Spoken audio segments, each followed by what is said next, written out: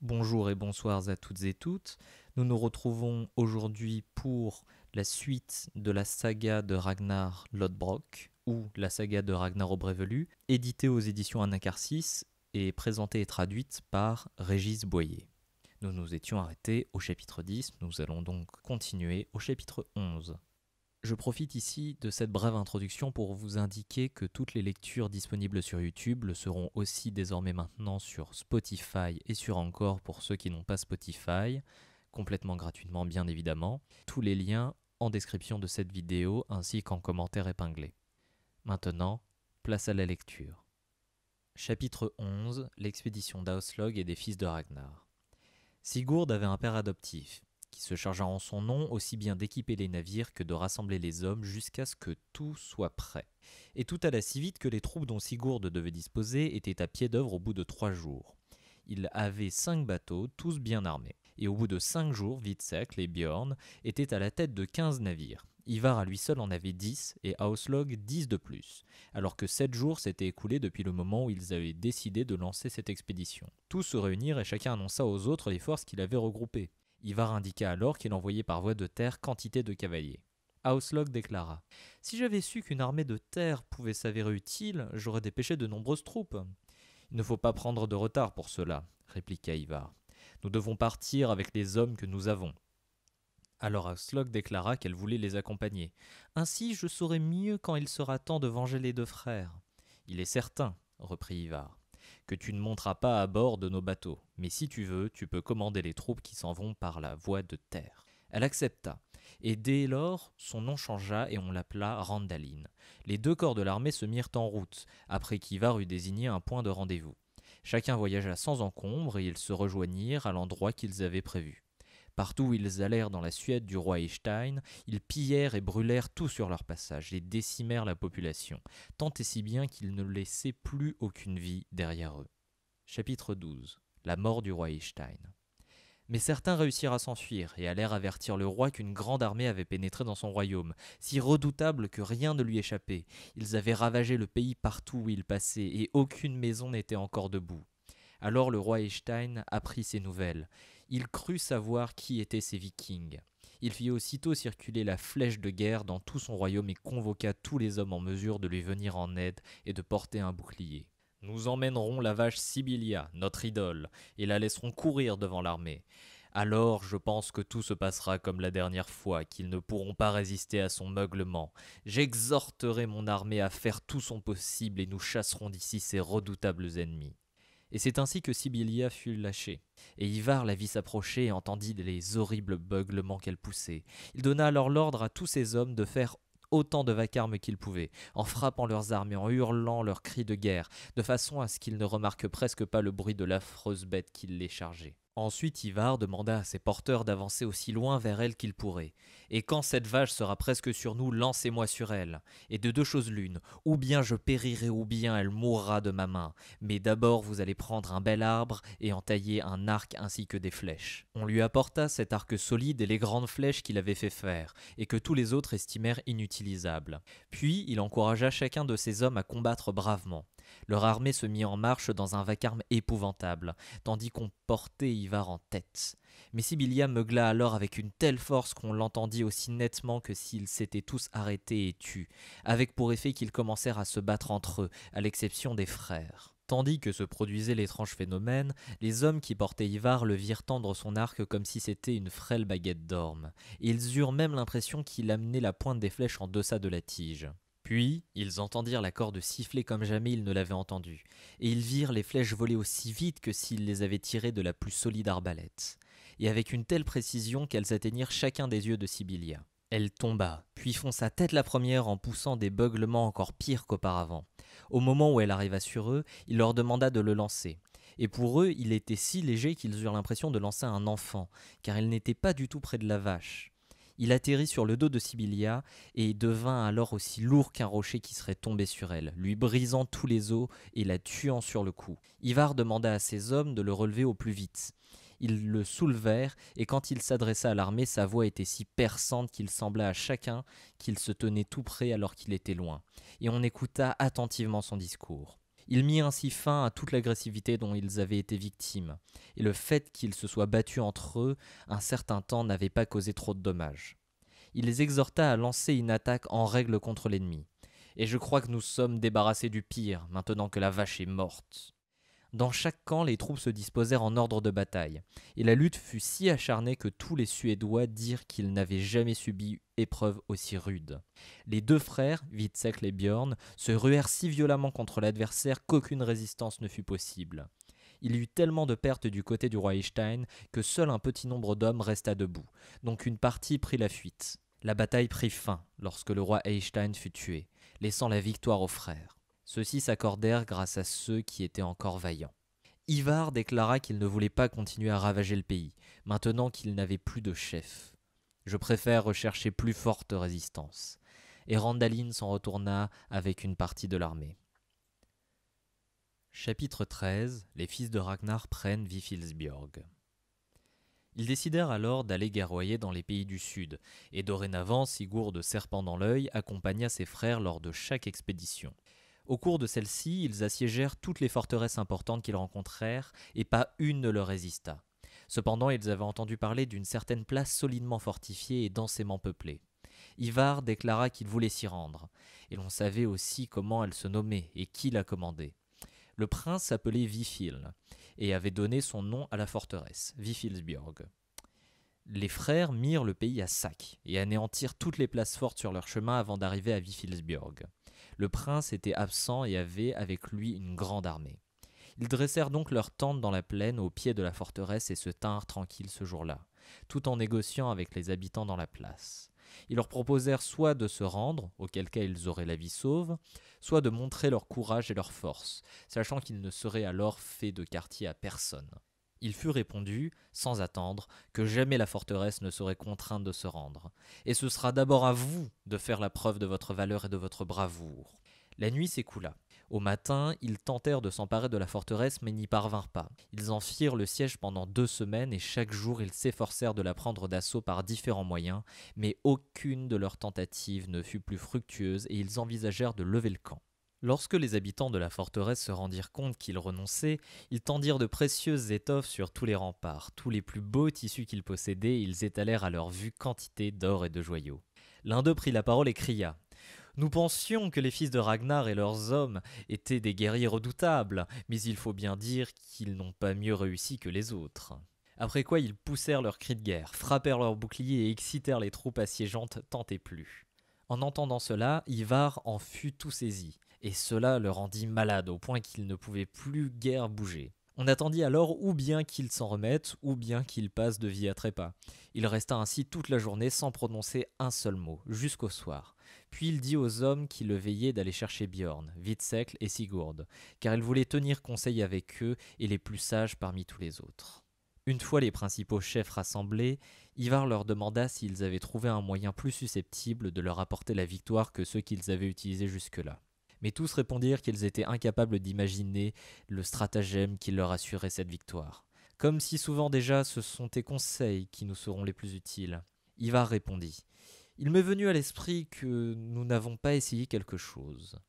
Il y a une grande forêt non loin d'ici, et à la tombée de la nuit, nous nous y rendrons secrètement en laissant le camp en place. Là-bas, chacun coupera autant de bois qu'il pourra en rapporter, après quoi nous nous approcherons de la forteresse par tous les côtés et nous mettrons feu à nos fagots.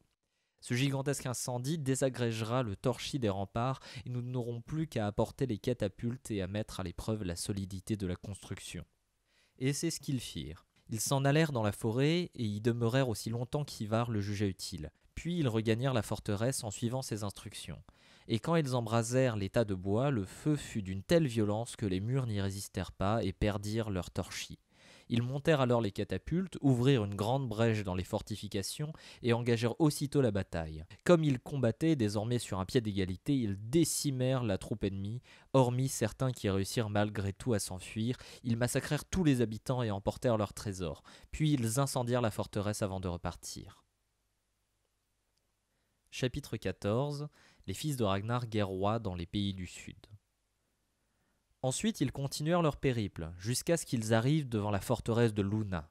Ils avaient alors détruit presque toutes les places fortes et tous les châteaux des royaumes du Sud. Ils étaient si connus en divers pays qu'il n'y avait pas un petit enfant qui ne sache leur nom. Ils n'avaient pas l'intention de s'arrêter avant d'avoir atteint Rome, car on leur avait dit que la ville était grande, peuplée, célèbre et riche. Ils ignoraient seulement si elle était encore loin et leur armée était si grande qu'ils avaient peine à se ravitailler. Tandis qu'ils se trouvaient à Luna, ils tinrent conseil pour évoquer la suite de leur expédition. Un aimable vieillard vint passer. Ils lui demandèrent qui il était, et il leur répondit qu'il n'était qu'un vagabond qui avait voyagé d'un pays à l'autre toute sa vie. Alors tu dois pouvoir nous indiquer ce que nous cherchons à savoir. Le vieux rétorqua. Je ne sais pas sur quel pays vous pourriez m'interroger sans que je puisse vous répondre. Nous aimerons que tu nous dises à quelle distance nous sommes de Rome. Il répondit. Je peux vous montrer quelque chose à titre d'information. Vous voyez ces chaussures ferrées que je porte aux pieds. Elles sont vieilles, et les autres que j'ai sur le dos sont bien usées. Quand je suis parti de Rome, ce sont celles qui pendent à mon dos que j'ai chaussées, et les 2 paires étaient neuves à ce moment-là. Or, je n'ai pas quitté cette route depuis. Quand le vieillard eut raconté cela, il leur sembla qu'ils devaient renoncer à leur projet de se rendre jusqu'à Rome. Ils rebroussèrent chemin avec leur armée et prirent d'assaut de nombreuses places fortes qu'ils n'avaient pas attaquées auparavant. On en voit encore aujourd'hui les traces.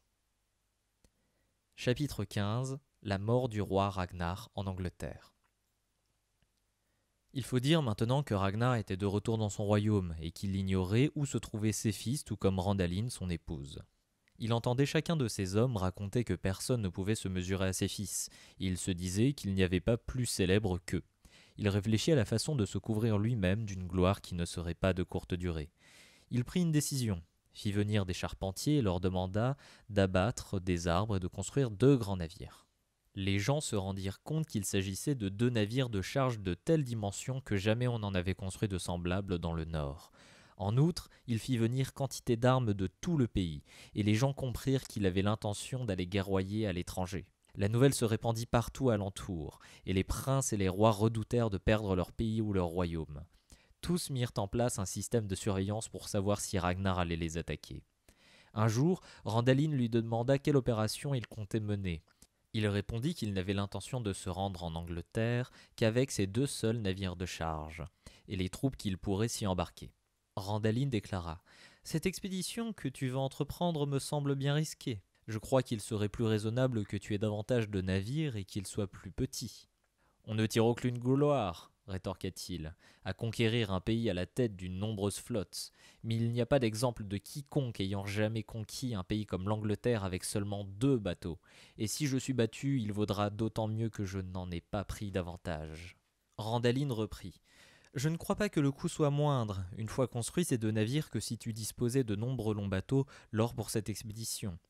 Tu sais qu'il est difficile d'aborder l'Angleterre, et si jamais tu fais naufrage et que tes hommes gagnent la terre ferme malgré tout, ils devront aussi se rendre si un chef vient à passer par là, et il est plus facile de trouver un havre pour les longs bateaux que pour les navires de charge. » Ragnar déclama cette strophe. « Que personne n'économise l'ambre du Rhin s'il veut avoir de braves guerriers. Un vaillant roi a davantage besoin de quantité d'hommes que d'or. Il ne lui convient guère d'étaler ses richesses. Je sais que la fortune a survécu à bien des rois. » Il termina la construction des navires et rassembla autant d'hommes qu'il pourrait en avoir à bord. Les avis étaient partagés sur son entreprise, et il déclama ceci. « Quels sont ces bruits que l'homme généreux entend courir, selon lesquels je refuse des serpents de la mer ? Cependant j'attendrai sans crainte, bile parée d'une broche si les dieux le veulent, ce qui décide. » Lorsque les navires furent prêts, ainsi que leurs équipages, et que les vents devinrent favorables, Ragnar décida d'embarquer. Il s'apprêta et Randaline l'accompagna jusqu'au bateau. Avant qu'ils ne se séparent, elle dit qu'elle voulait lui offrir quelque chose en échange de la tunique qu'il lui avait donnée un jour. Il lui demanda ce que c'était. Elle répondit en déclamant cette strophe. « Je t'offre cette longue tunique, qui n'est cousue nulle part, mais tissée de tout cœur de fils gris très fins. Aucune blessure ne saignera, aucune lame ne te mordra dans ce pourpoint sacré qui a été béni des dieux. » Il dit qu'il acceptait volontiers, et quand ils se quittèrent, il parut évident qu'elle était profondément touchée par leurs adieux. Ragnar fit voile vers l'Angleterre comme il en avait décidé. Il essuya une tempête et ses 2 bateaux se brisèrent sur les côtes anglaises. Mais tous ces hommes gagnèrent la terre ferme avec leurs vêtements et leurs armes. et quel que soit le village, la place forte ou le château qu'ils atteignaient, ils étaient victorieux. Le roi qui régnait alors sur l'Angleterre s'appelait Ella. Il avait appris que Ragnar avait lancé une expédition et posté des hommes pour l'informer s'il débarquait dans le pays. Ces hommes vinrent trouver le roi Ella et annoncèrent l'attaque ennemie. Le roi envoya un message dans tout le royaume et convoqua tous les hommes en état de porter un bouclier, d'aller à cheval en ayant le courage de se battre. Et il leva une armée si grande que c'en était impressionnant. Comme il s'apprêtait à livrer bataille, le roi Ella dit à ses hommes : « Si nous remportons la victoire et si vous remarquez la présence de Ragnar, ne tournez pas vos armes contre lui, car il a des fils qui ne nous laisseraient jamais en paix s'il périssait. » Ragnar se prépara aussi à combattre. Au lieu d'une broigne, il portait la tunique que Randaline lui avait donnée à son départ. Et il tenait à la main l'épieu avec lequel il avait tué le serpent lové autour du pavillon de Fora, ce que nul n'avait osé. Il n'avait pas d'autre protection que son aume. Dès qu'ils se rencontrèrent, ils firent parler les armes. L'armée de Ragnar était de loin la plus petite, et nombre de ses hommes ne tardèrent pas à tomber. Mais là où il était lui-même, l'ennemi cédait devant lui et il enfonça les rangs maintes fois ce jour-là. Lorsqu'il frappait les boucliers, les broignes ou les aumes, ses coups étaient si violents que rien ne leur résistait, et on avait beau l'attaquer des stocks ou de taille, aucune arme ne l'inquiétait et il ne reçut pas la moindre blessure, bien qu'il ait abattu quantité d'hommes du roi Elia. Cependant, à l'issue des combats, toute l'armée de Ragnar avait péri. On l'encercla de boucliers et on le fit prisonnier. On lui demanda qui il était, mais il garda le silence et ne répondit pas. Le roi Elia déclara alors : « Il nous faut soumettre cet homme-là à plus rude épreuve. S'il refuse de se nommer, nous allons le jeter dans une fosse au serpent et l'y laisser longtemps. Mais s'il dit quoi que ce soit qui indique que c'est bien Ragnar, nous le ressortirons au plus vite. » On l'emmena alors et il resta très longtemps dans la fosse. Mais aucun serpent ne s'attaqua à lui. Les hommes s'écrièrent : « C'est un homme d'une trempe exceptionnelle. Les armes ne l'ont pas atteint aujourd'hui, et voilà que les serpents ne lui font aucun mal. » Alors le roi Ella leur ordonna de lui arracher le vêtement qu'il portait. Ce fut fait, et les serpents se pendirent à lui de tous les côtés. Ragnar dit : « Les jeunes cochons grogneraient s'ils savaient ce que le vieux endure. » Mais bien qu'il s'exprime ainsi, il n'était pas certain que ce soit Ragnar plutôt qu'un autre roi. Il déclama cette strophe : « J'ai livré des batailles qu'on a jugées fameuses, une 50aine au moins, et blessé d'innombrables guerriers. Je n'imaginais pas que des serpents viendraient me terrasser. Il arrive souvent que l'on soit surpris parce qu'on attend le moins. » Et cette autre strophe : « Les jeunes cochons grogneraient s'ils connaissaient le sort du verrat. Ces serpents me font souffrir, ils m'enfoncent leur langue et me rongent douloureusement. Je vais bientôt mourir près de ces bêtes. » Il mourut et on emporta son corps. Le roi Ella comprit enfin que c'était Ragnar qui venait de mourir. Il réfléchit à la façon d'en faire état, de veiller à conserver son royaume et de s'informer de la réaction des fils de Ragnar qui apprendraient sa mort. Il décida d'équiper un navire et de nommer comme capitaine un homme sage et hardi. Il lui expliqua qu'il souhaitait l'envoyer trouver Ivar et ses frères pour leur faire part de la mort de leur père. Mais la plupart des hommes estimèrent que c'était une mission désespérée et très peu acceptèrent de prendre la mer. Puis le roi déclara : « Observez bien l'effet que produira la nouvelle sur chacun des frères. Vous partirez dès que les vents seront favorables. » Il prépara leur traversée de façon qu'ils ne manquent de rien, puis ils mirent à la voile et arrivèrent à bon port. Les fils de Ragnar avaient guerroyé dans les pays du sud. Ils reprirent la route du nord et voulurent s'en retourner au royaume sur lequel régnait leur père. Ils ignoraient l'issue de son expédition et ils étaient curieux de l'apprendre. Ils revinrent du sud par voie de terre. Et partout où les habitants avaient vent de leur arrivée, ils détruisaient leur propre ville et s'enfuyaient en emportant leurs biens avec eux, si bien que les frères avaient peine à nourrir leur armée. Un matin, Bjorn Flanc de Fer se réveilla et déclama une strophe. Ici vole chaque matin, joyeusement au-dessus de ces villes, le faucon de la lande faisant semblant de mourir de faim. Qu'il aille vers le sud, sur les sables où nous avons laissé le sang des cadavres comme la rosée tombée des coups. Puis il dit encore : C'était la première fois que nous attaquions l'empire des Romains. Nous avons joué au jeu de Freyr et affronté bien des ennemis. Là j'ai tiré mon épée par-dessus le museau du cheval, l'aigle glâtissé sur les morts du champ de bataille. Chapitre 16. Les fils de Ragnar et le roi Ella. Il se trouva qu'ils atteignirent le Danemark avant les envoyés du roi Elia, et qu'ils s'installèrent paisiblement avec leurs hommes. Les envoyés parvinrent à leur place forte alors que les fils de Ragnar festoyaient. Ils entrèrent dans la halle où ils étaient en train de boire et s'approchèrent du haut siège où se trouvait Ivar. Sigurd, serpent dans l'œil, Hvitserk le vigoureux jouait aux échecs, tandis que Björn Flandfer aiguisait une pointe de lance à même le sol de la halle. En se présentant devant Ivar, les messagers le saluèrent respectueusement. Il leur rendit leur salut et leur demanda d'où ils venaient et quelles nouvelles ils apportaient.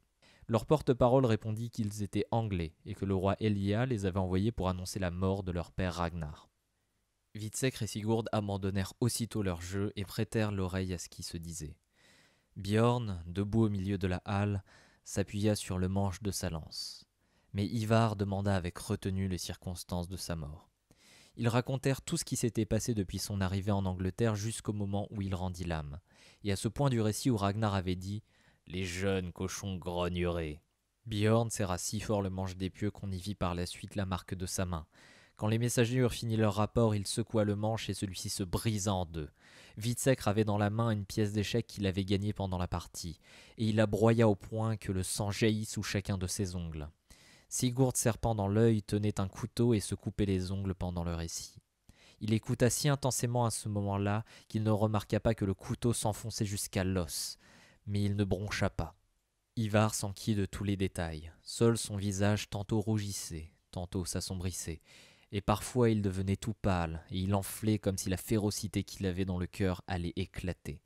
Hvitserk reprit la parole et dit qu'il leur fallait se venger sur le champ et tuer les messagers du roi Elia. Ivar répliqua « Il n'en est pas question.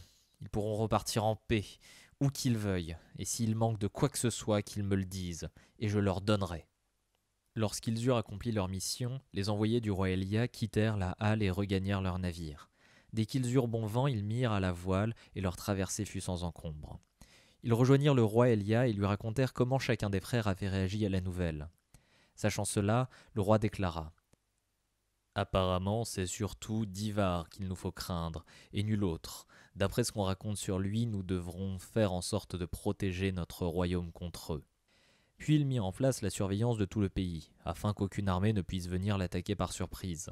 Après le départ des messagers du roi Elia, les fils de Ragnar tinrent conseil pour décider de la meilleure façon de venger la mort de leur père. Ivar dit « Je n'y prendrai pas part, et ne lèverai aucune troupe, parce qu'il est arrivé à Ragnar ce que je prévoyais. Il s'y est mal pris dès le départ. Il n'avait aucune querelle avec le roi Elia, et on a souvent remarqué que celui qui s'obstine dans une violence injustifiée trouve une fin peu glorieuse. J'accepterai compensation de la part du roi Elia s'il me le propose. » À ces mots, ses frères se mirent en colère, affirmant que jamais il ne tolérerait un tel déshonneur, même si lui-même en faisait le choix. Beaucoup nous reprocheront de rester les bras croisés si nous ne vengeons pas notre père, nous qui avons guerroyé en divers pays et tué bien des innocents. Mais ça ne sera pas le cas. Apprêtons plutôt tous les navires du Danemark en état de prendre la mer et réunissons ensemble toutes nos troupes, de sorte que chaque homme capable de porter un bouclier marche contre le roi Elia. Ivar dit qu'il laisserait tous les navires dont il disposait, excepté celui que je possède moi-même. Quand on apprit qu'Ivar se désintéressait de l'affaire, les frères recrutèrent moins d'hommes qu'ils ne l'escomptaient, mais ne renoncèrent pas à leur expédition pour autant. Dès qu'ils débarquèrent en Angleterre, le roi Elia fut averti et fit aussitôt sonner le cor et rassembler tous les hommes qui voulaient bien le suivre. Il leva ainsi des troupes si nombreuses qu'il était impossible de les compter et il partit à la rencontre des frères. Lorsqu'ils s'affrontèrent, Ivar ne prit pas part à la bataille, et celle-ci s'acheva sur la fuite des fils de Ragnar et la victoire du roi Elia. Et tandis qu'on pourchassait les fugitifs, Ivar dit qu'il n'avait pas l'intention de s'en retourner au pays. « Je vais voir si le roi Elia m'accordera ou non les honneurs, car j'estime qu'il est préférable d'accepter compensation plutôt que de mener d'autres expéditions aussi désastreuses que celle-ci. » Hvitserk rétorqua qu'il ne s'associerait en aucun cas à lui et qu'il pouvait gérer son affaire comme bon lui semblait. Mais nous n'accepterons jamais compensation pour notre père. Ivar dit alors qu'ils devaient se séparer, et les pria de gouverner le royaume qu'ils avaient eu en commun. Mais vous m'enverrez les biens que je vous réclamerai. Après quoi il prit congé d'eux et s'en fut rejoindre le roi Elia. En se présentant à lui, il le salua respectueusement et déclara « Je suis venu te retrouver afin de solliciter une réconciliation et autant d'honneur qu'il te plaira de m'accorder. Je vois bien que je suis le plus mal loti, Mieux vaut, me semble-t-il, accepter les conditions que tu me proposeras que risquer la vie de davantage de mes hommes, et peut-être la mienne aussi en t'affrontant. » Le roi Elia répondit: « Certains diront qu'il n'est pas raisonnable de te faire confiance, que tes belles paroles cachent de mauvaises pensées et qu'il nous sera difficile de nous prémunir contre toi et tes frères. »« Je n'exigerai pas grand-chose, » reprit Ivar, « et si tu me l'accordes, je ferai le serment de ne jamais me battre contre toi. » Alors le roi lui demanda quelle compensation il souhaitait. « Je veux, répondit Ragnar, que tu me donnes de ton pays ce qu'une peau de bœuf pourra couvrir et que tu me laisses l'entourer d'un mur d'enceinte. Je n'exigerai rien d'autre, mais je verrai que tu ne me fais guère d'honneur si tu ne m'accordes pas cela. »« Je ne vois pas, dit le roi, en quoi il nous serait préjudiciable que tu possèdes cette partie de mon pays, et je te la céderai si tu me jures que tu ne m'attaqueras plus. Je ne crains pas tes frères si tu m'es fidèle. » Chapitre 17. La mort du roi Elia. Il fut donc décidé entre eux qu'Ivar jurait de ne jamais attaquer le roi Elia, ni de fomenter des actions lui portant préjudice, et qu'en contrepartie il obtiendrait de l'Angleterre ce qui couvrirait la plus grande peau de bœuf qu'il trouverait. Ivar se procura alors la peau d'un très vieux taureau. Il la fit tremper et étirer par 3 fois, après quoi il la fit découper en une lanière aussi fine que possible, puis fit séparer la face poilue de la face charnue. Et quand ce fut fait, il obtint une bande extraordinairement longue, ce que personne n'avait imaginé. Il la fit tendre sur une plaine, et la surface obtenue fut telle qu'une place forte pouvait y tenir, et tout autour, à l'extérieur, il fit tracer le mur d'enceinte. Puis, il fit venir quantité de charpentiers et construire des maisons sur cette plaine, où finit par s'élever une grande forteresse à laquelle on donna le nom de Lundunabjörg, et qui devint la plus importante et la plus célèbre des pays du Nord. Lorsque la place forte fut terminée, il avait dépensé tous ses biens, car il était si généreux qu'il donnait des 2 mains. Et il était fort sage, si bien que tout le monde recherchait son avis et ses conseils dans les cas difficiles, et il les réglait tous de telle sorte que chacun y trouvait son compte. Il devint donc l'ami de tous, tant il était apprécié. Le roi Elia s'appuyait aussi sur lui pour gouverner le pays, et lui laissait gérer de nombreuses affaires sans avoir besoin d'être présent lui-même. Quand Ivar fut rendu au point où il estimait qu'on ne l'inquiétait plus, il envoya des hommes trouver ses frères, et leur demandait de lui faire parvenir autant d'or et d'argent qu'ils réclamaient. Lorsque les messagers rencontrèrent les frères, ils leur expliquèrent en outre comment la situation avait évolué, car personne ne savait les projets qu'ils nourrissaient. Les frères se dirent qu'ils n'avaient plus le même état d'esprit qu'auparavant. Ils lui envoyèrent tous les trésors qu'il demandait, et, dès qu'il les reçut, Ivar les distribua aux hommes les plus puissants du pays, se ralliant ainsi les partisans du roi Elia. Tous lui promirent de ne pas bouger s'il devait mener une guerre. Après avoir ainsi gagné la confiance des hommes, Ivar fit prévenir ses frères qu'il voulait qu'ils rassemblent des navires et des troupes de tous les pays sur lesquels il régnait, et qu'ils exhortent tout un chacun à les suivre. En apprenant cela, ils se rendirent aussitôt compte qu'Ivar était persuadé que la victoire enfin leur appartiendrait. Ils levèrent des troupes au Danemark et en Gotland, ainsi que dans tous les pays qu'ils tenaient sous leur coupe, et ils se retrouvèrent à la tête d'une formidable armée. Puis ils firent voile vers l'Angleterre, naviguant nuit et jour, car ils voulaient qu'on apprenne leur arrivée que le plus tard possible. Dès que la nouvelle parvint au roi Elia, il rassembla également ses troupes, mais elles furent peu nombreuses, car Ivar lui en avait retiré beaucoup. Ivar s'en fut alors trouver le roi Elia et lui assura qu'il tiendrait sa promesse envers lui. Toutefois, je ne réponds pas de ce que mes frères entreprennent, mais je peux essayer de les rencontrer et de les convaincre d'arrêter leur armée et de ne pas causer davantage de dégâts qu'ils n'en ont déjà fait. Ivar partit trouver ses frères, mais il les encouragea à avancer autant qu'ils pouvaient et à livrer bataille dans les meilleurs délais, car les forces du roi sont bien moins nombreuses que les vôtres. Ils répondirent qu'ils n'avaient pas besoin de ces exhortations car ils étaient toujours aussi déterminés qu'avant. Après quoi, Ivar s'en revint auprès du roi Elia et lui dit qu'ils étaient bien trop violents et furieux pour l'écouter. Et quand j'ai tenté de proposer une trêve entre vous, ils ont protesté en hurlant. Je tiendrai donc ma promesse de ne pas me battre contre toi, mais je resterai à l'écart avec mes troupes. Que la bataille ait l'issue qu'elle mérite. Le roi Elia et ses hommes découvrirent bientôt l'ampleur de l'armée ennemie qui progressait horriblement vite. Ivar ajouta: « Il est temps, Elia, d'organiser tes troupes en ordre de bataille, car je crois qu'ils ne vont pas manquer d'attaquer avec férocité. » Quand les deux armées se rencontrèrent, les combats firent rage, et les fils de Ragnar se ruèrent sur les troupes du roi Elia, ne songeant dans leur fureur qu'à causer le plus de pertes possible.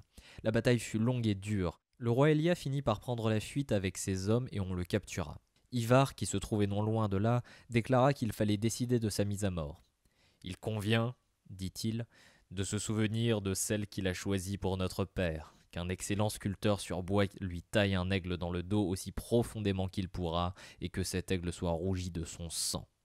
L'homme qui fut désigné pour cette tâche exécuta l'ordre d'Ivar, et le roi Elia fut à l'agonie avant qu'il n'ait terminé. Il mourut ainsi, et les frères estimèrent qu'ils avaient enfin vengé leur père Ragnar. Ivar déclara qu'il leur donnerait le royaume qu'ils avaient eu ensemble, car lui-même souhaitait régner sur l'Angleterre. Chapitre 18. La mort des fils de Ragnar. Ensuite, Witsekle, Björn et Sigurd s'en retournèrent dans leur royaume, et Ivar demeura en Angleterre où il prit le pouvoir. Dès lors, ils guerroyèrent chacun de leur côté, ravagèrent différents pays, et Randalin, leur mère, devint une vieille femme. Un jour où Witveksle, son fils qui était parti en expédition à l'est, plia sous le nombre de ses adversaires, il fut fait prisonnier. Il choisit pour mourir qu'on le jette dans un brasier de tête d'homme, et c'est ainsi qu'il périt, brûlé vif. En apprenant cela, Randalin déclama cette strophe. L'un des fils que j'ai eus a péri sur la route de l'Est. Witsekle était son nom, il ne lui essayait pas de fuir. Il a brûlé sur un bûcher de tête d'homme tué pendant la bataille. Ainsi a-t-il choisi de mourir, le valeureux roi, avant de tomber. Puis elle déclama encore. Il a fait entasser les crânes sous lui, pour que le feu chante au-dessus du bûcher, fait de guerriers morts. Quelle meilleure couche un combattant pouvait-il choisir ? Un chef a causé sa perte, mais il est tombé avec les honneurs. Une grande lignée est issue de Sigurd serpent dans l'œil. Sa fille s'appelait Ragnhildr, et fut la mère de Harald aux beaux cheveux, qui le premier régna seul sur toute la Norvège. Ivar régna sur l'Angleterre jusqu'à sa mort. Une maladie l'emporta, et, juste avant de mourir, il demanda à ce que l'on l'enterre là où le royaume était le plus exposé aux attaques ennemies, et dit qu'il ne s'attendait pas à ce que quiconque débarquant à cet endroit ne remporte de victoire. Après sa mort, on fit selon ses vœux, et on le recouvrit d'un tertre. Beaucoup racontent que lorsque le roi Haraldr Sigurdarson s'en vint en Angleterre, il débarqua là où Ivar était enterré et périt au cours de cette expédition. Mais quand Guillaume le bâtard arriva dans le pays, il alla jusqu'au tertre d'Ivar et l'ouvrit. Il vit que le corps n'avait pas pourri, alors il alluma un grand feu et y fit brûler Ivar, après quoi il conquit le pays. Nombreux sont ceux qui descendent de Björn flanc de fer. Il y eut parmi eux Fodl, qui habitait à Hovdi, sur la côte Hödfastland, et ce fut un grand chef. Lorsque tous les fils de Ragnar furent morts, l'armée qui les avait suivis s'éparpilla, et aucun de ceux qui avaient servi les fils de Ragnar n'eut envie de s'attacher à d'autres princes. 2 d'entre eux voyagèrent en divers pays à la recherche d'un prince qu'ils n'auraient pas honte de servir, mais ils ne firent pas route ensemble. Chapitre 19. Les hommes du roi Ragnar. Il arriva qu'à l'étranger, un roi qui avait 2 fils tomba malade et mourut. Ses fils voulurent l'honorer d'un banquet de funérailles et y invitèrent tous ceux qui, dans les 3 ans qui suivirent, viendraient à l'apprendre. La nouvelle se répandit par-delà les frontières, et pendant ce temps-là, ils préparèrent le banquet. Quand arriva l'été au cours duquel le banquet allait se tenir et que la date approcha, une telle foule se rassembla que personne n'en avait jamais vu d'aussi nombreuse. Beaucoup de vastes halles furent remplies et quantité de tentes à l'extérieur. Il était déjà tard le premier soir lorsqu'un homme entra dans une de ces halles. Il était si grand qu'il n'avait pas son pareil, et l'on voyait à ses habits qu'il avait fréquenté de nobles chefs. En entrant dans la halle, il s'approcha des 2 frères, les salua et les pria de lui indiquer une place. L'homme leur plut et ils le firent asseoir sur le plus haut banc. Il lui fallait la place de 2 hommes. Quand il fut installé, on lui apporta à boire, comme aux autres, mais il n'y avait pas de corne qui n'ait vidé d'un trait, et tous s'aperçurent qu'il ne leur portait guère estime.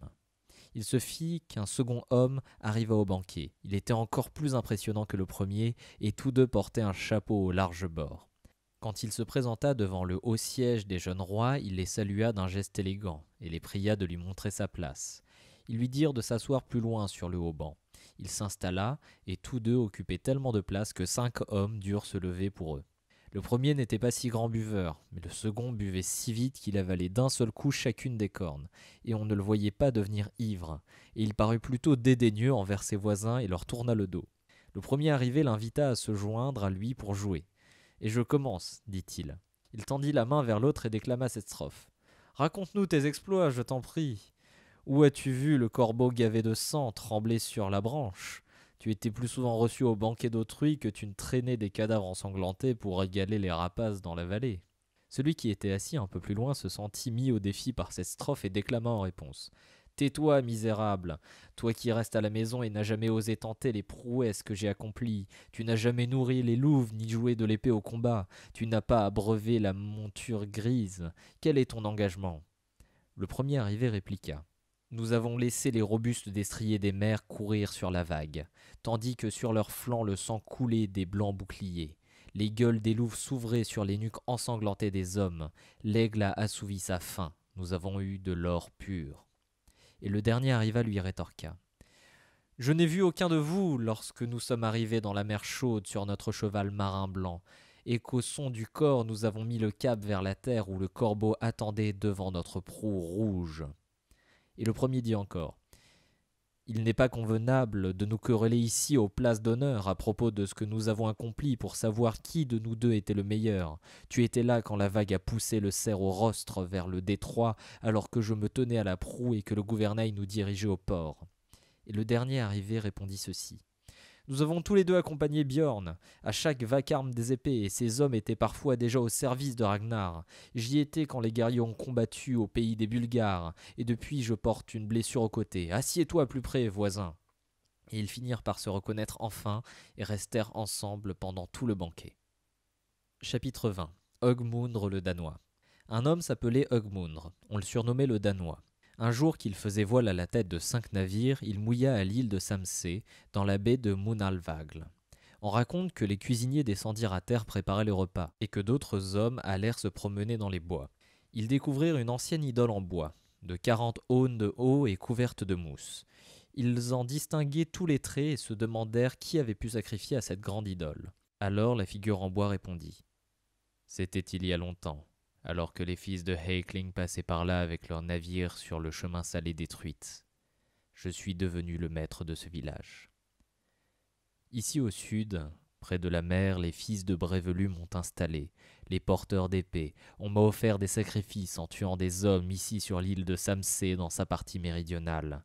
Ils m'ont ordonné de rester tant que la côte le supporte, homme entouré de chardon et recouvert de mousse. Maintenant je suis visé par les pleurs des nuages, et ni chair ni vêtements ne me protègent.